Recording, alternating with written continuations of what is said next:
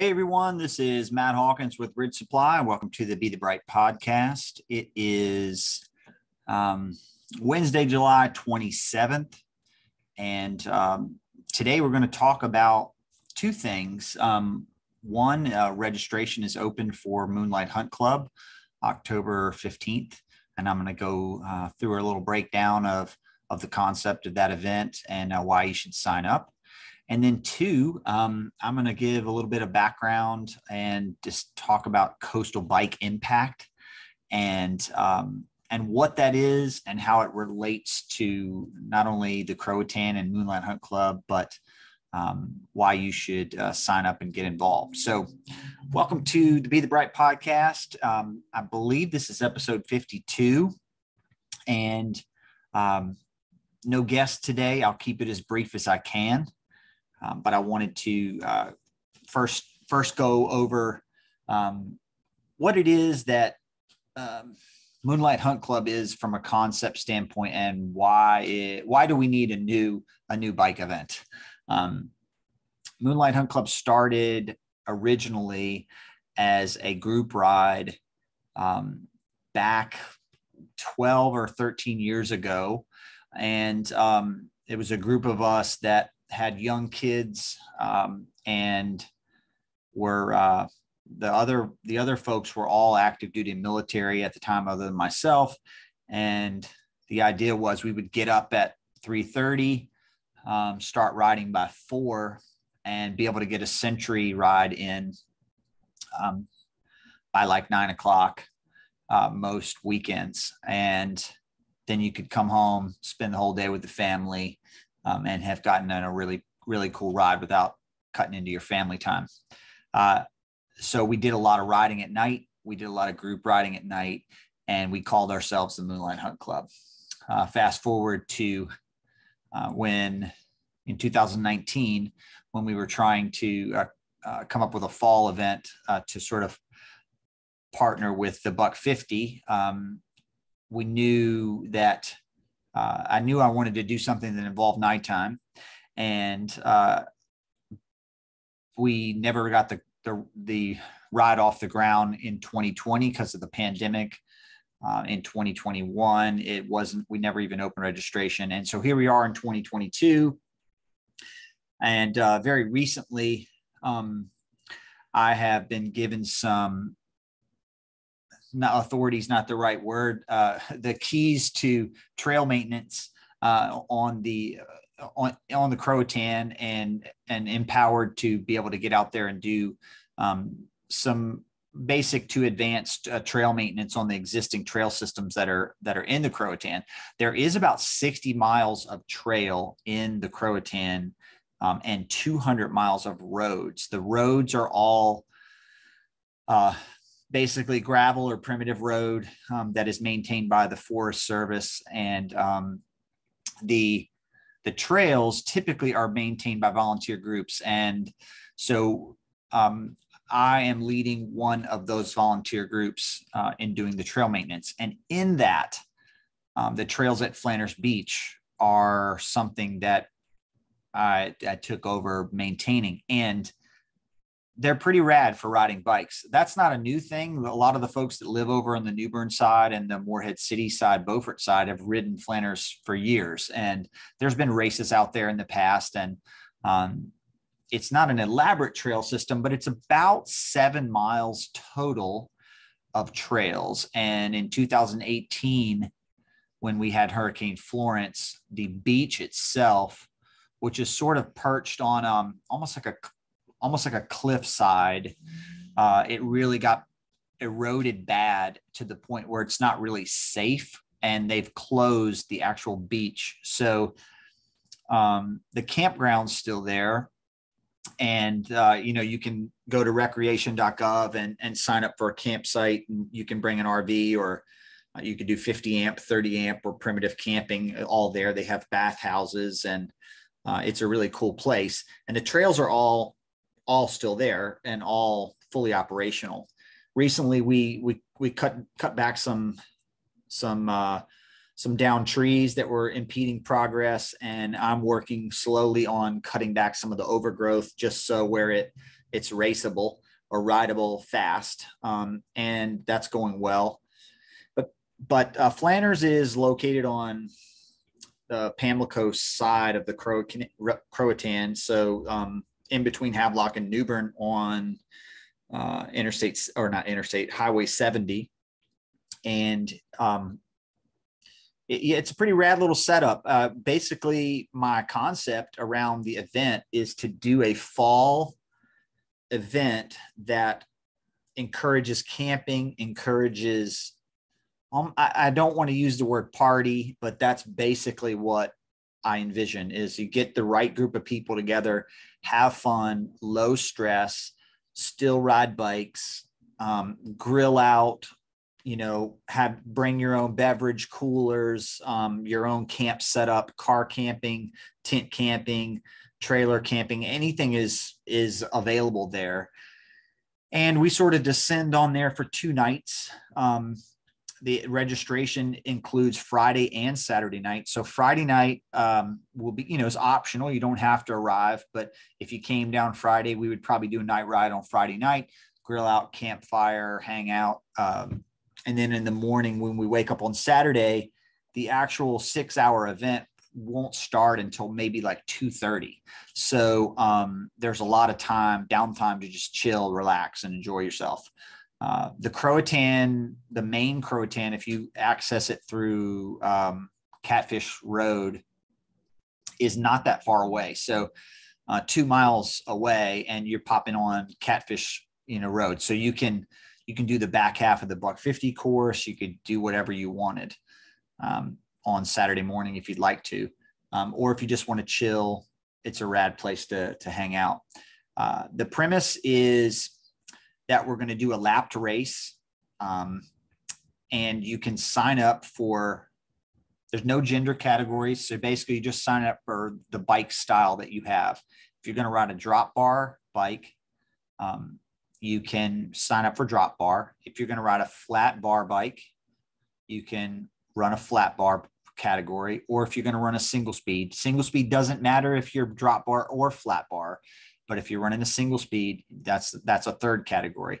The 2 team categories we have, those are all solo categories. So you don't need any partners. You can ride as few or as many laps as you want in the 6-hour timeline. The 2 team categories are all in team, which means 2 to 4 people, and you have to ride together. So every lap that you do, you're riding together. And then the team relay is only 1 person out on the course at a time per lap. There's no requirement for how many laps you do. But the premise is we want it to be fun, challenging if you'd like, and there are no podiums. So you're working on building a poker hand. We're going to make custom playing cards that are Moonlight Hunt Club specific, which you will get to keep. And you can earn cards by doing laps. So let's say you go around the lap. The lap's only 4.58 miles. I did it the other day at what I would call is, just a steady pace. It took me about 44 minutes. That gives you an example. I think it could probably be done. I mean, somebody could rip it in 30, 35 minutes maybe. But I don't think it will be that enjoyable at that pace. But you could do it. And then I think most folks are going to probably be in the 40 to, 50-minute range for consecutive laps. So in the course of 6 hours, you're going to be able to squeeze in 5, 6, 7, 8 laps. And that's about the extent of it. You certainly don't have to do that many, but every time you come back through the start finish line, you're going to get a card. Those cards are going to be waterproof. You put them in your jersey and you build them up over the time of the amount of laps that you have. At the end of the 6 hours, you will take that poker hand and you will play that poker hand either in 2 ways. one, you will try to build a 5-card hand that is the best you can. And with that 5-card hand, you will have opportunity to get basically some, I'll call it prizes. That's the first thing. The second thing would be you could use that hand for credit, store credit, if you will, either at Ridge Supply or at other partners that we have. And the theory being there that like you're going to really get something in the end. It's just that what it is that you get is tailored to you and what it is that you want. So you can either win prizes with your poker hand, or you can win swag, or you can get, basically like a gift cards kind of set up in a store credit so you can get stuff yourself. That's exactly to your choosing. The kicker is we're going to have joker opportunities out on course. The course has a couple loops that are not part of the regular course. And at some point during the 6 hours, there will be people out on course that will put new signs up at these turns that are joker signs. And if you see that and you follow that extra credit section, you will get a joker card. If you get a joker card, then that card can basically be anything that you need. So it'll only increase your poker hand in the end.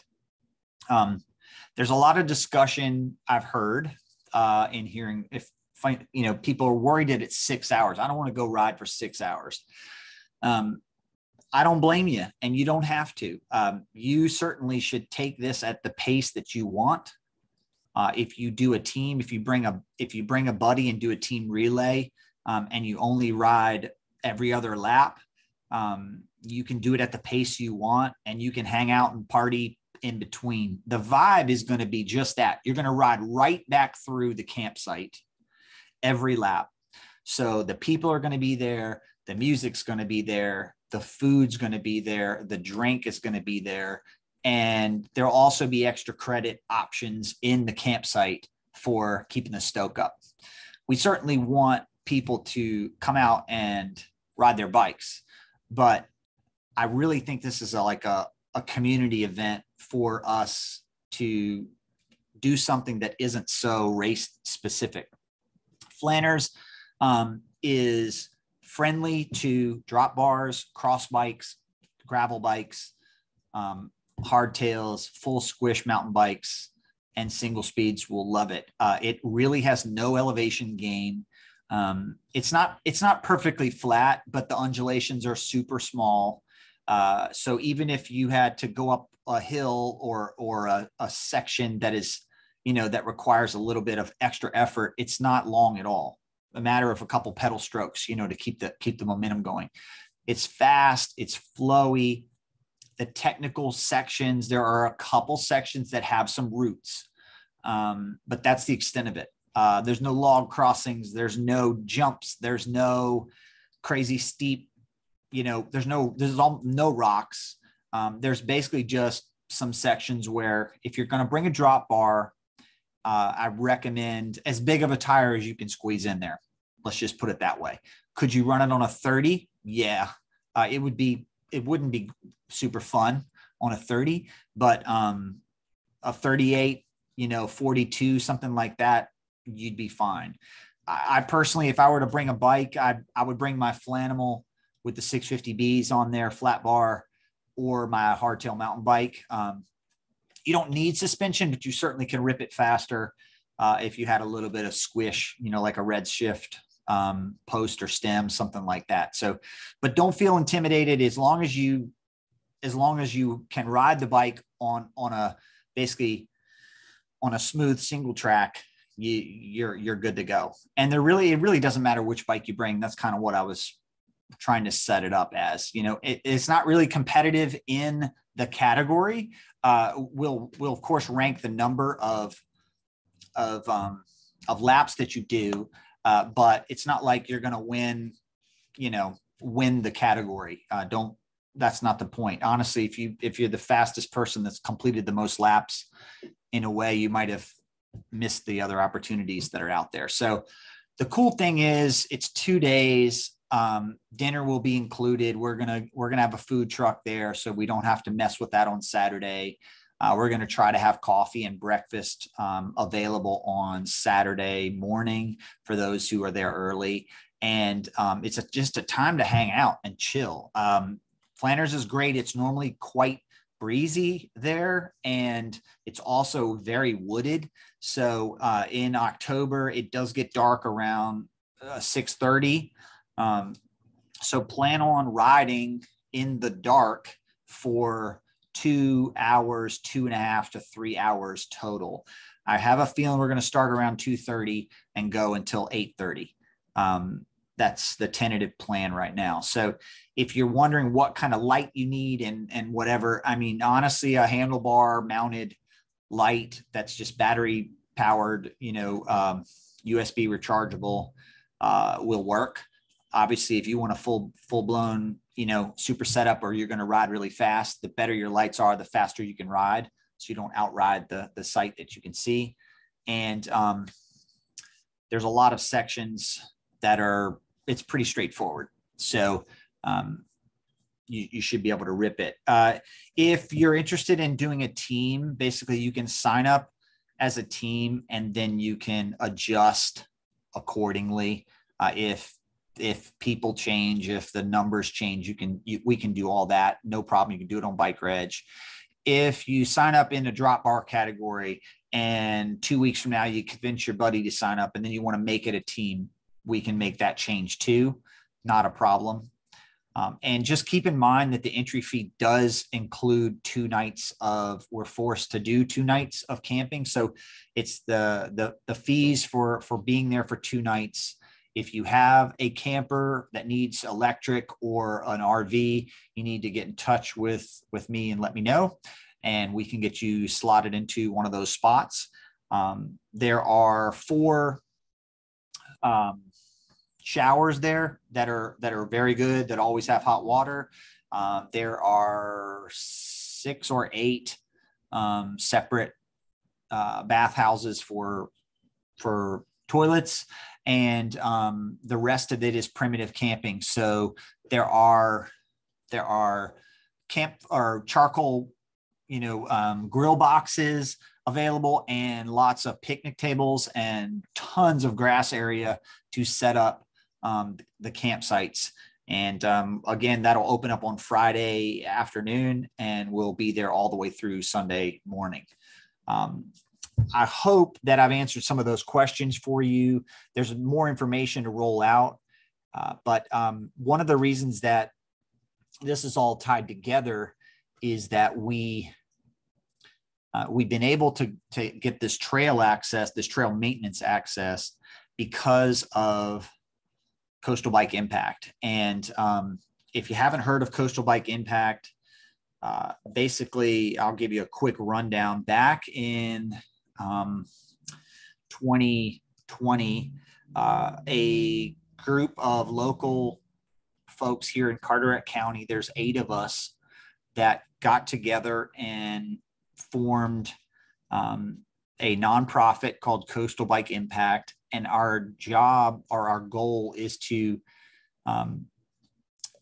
be the boots on the ground cycling related advocacy group here on the Crystal Coast. And what that means, I didn't really know what cycling or bike advocacy was at the time either.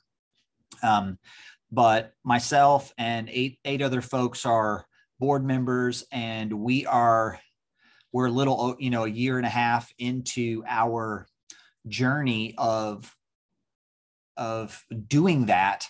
And it's been really neat to see the impact that you can have at the local level to make change that is positive for cycling infrastructure. And basically there's 3 main focuses that we deal with: transportation related, tourism related, and safety related. And what that means is in Carteret County, which is a very big county here on the coast, there are a number of towns, and each town has a governing body. They all have master plans, they have transportation plans, and then the county itself has, county commissioners, boards, committees, transportation plans, and everything else. What if you're not part of the discussion about something bike related from the beginning, when it becomes a plan and the plan is thought about, then put together, and then adopted by either that town or city or the county itself, nothing will ever happen. So you have to be part of a plan to ever become a possible change, whether that be striping, marking, road changes, bike trails, dedicated bike paths, changes to bridges, you name it. And it's a long game that you play. What Coastal Bike Impact is doing is Coastal Bike Impact is now, after a year and a half, we are sitting on these committees. We are at all of the discussions in every town that is in Carteret. And we meet every 3 weeks, and we have consistently all through the pandemic, and we have been making inroads into the local,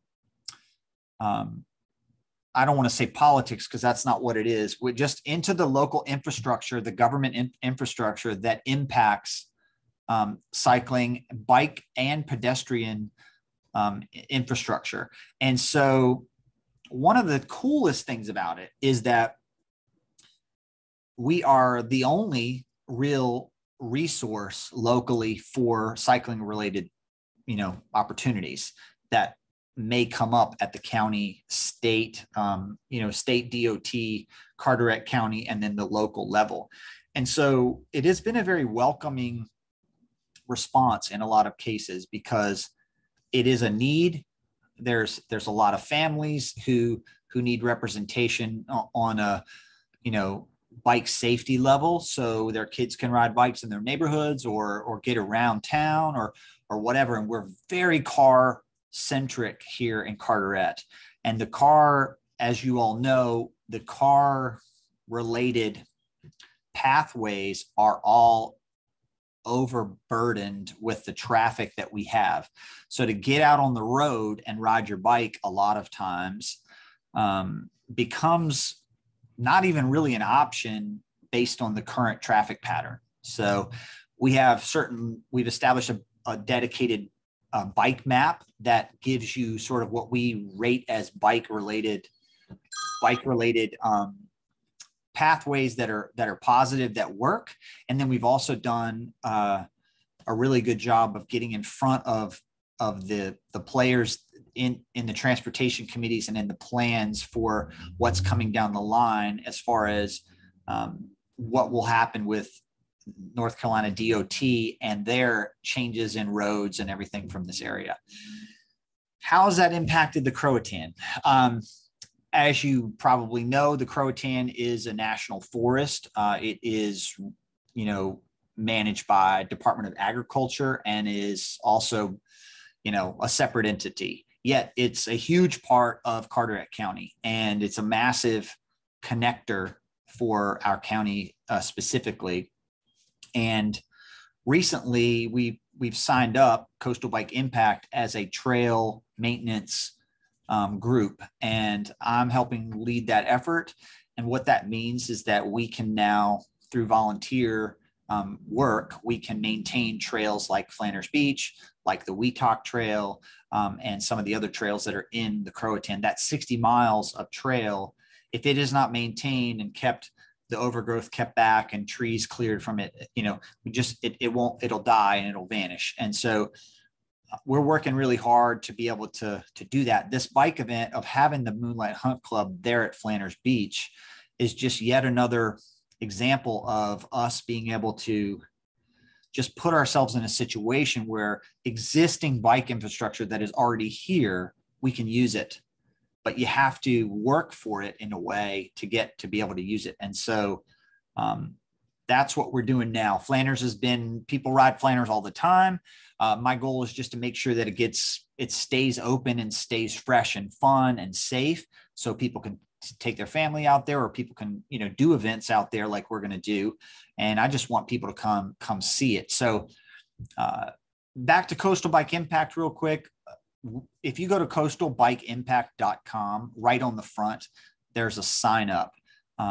It's vital that we get local North Carolina folks to sign up to show their support. We don't spam email out, and we don't really communicate with that email list, but being on that list is our show of membership. So the more numbers we have, the more impact that we have at the local level.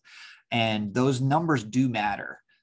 We've got a few hundred people so far, which is awesome, but the goal is to try to get over like 1,000 folks. And if we can get to that point, which I know we can do, we can get to that point when we go sit at these meetings and then on these committees and we speak for that many folks, there's a huge impact in what it is we can accomplish. So again, go to coastalbikeimpact.com and just sign up. It's right there on that front page. And I'm going to keep beating that drum over time because it's an important thing that we're doing here. And when I first started out, I didn't really understand it. So if you don't really understand it, that's fine too. Everything that we're doing is there on coastalbikeimpact.com, and you can check it out. And if you have any questions, you can certainly hit me up, at info@ridgesupply.com, and I can answer any questions that you may have. And come join us for Moonlight Hunt Club. It's going to be really cool. And it's going to be cool because the people that come are going to make the vibe. It isn't a race that has some iconic course, with crazy climbing and it's going to be really hot. None of that stuff's really part of this equation. It's the fall. It's going to be cool. It's going to be a great time to camp. The campsite is super rad. The course is friendly to all bikes in that way. And so it's going to be competitive if you want, or it's going to be just a great time to go rip a lap, come hang out, and then do another one whenever you feel like it. There's good swag involved, good food, and good vibes. So I just hope that you come join us there October 14th and 15th. You can sign up right now on bikereg.com. And thank you for your time today. This is Matt from Ridge Supply, and we'll see you on the next episode of the Be the Bright podcast.